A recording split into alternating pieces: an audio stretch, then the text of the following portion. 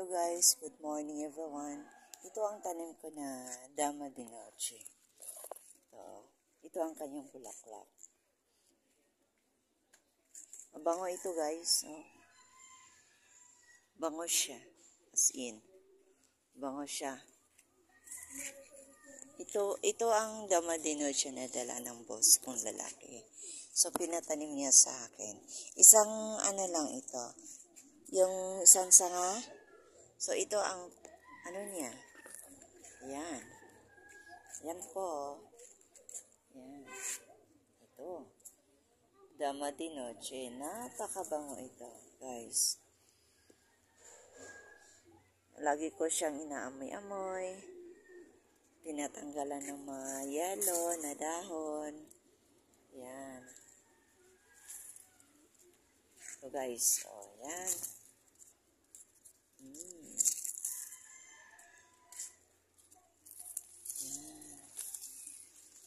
Para magbago naman siya. Yan. Kailangan natin tanggalan. At saka, mamahalin natin yung mga tanim natin.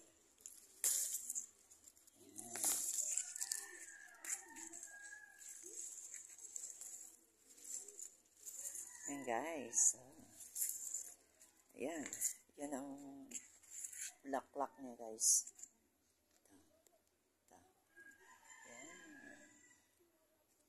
Yan guys.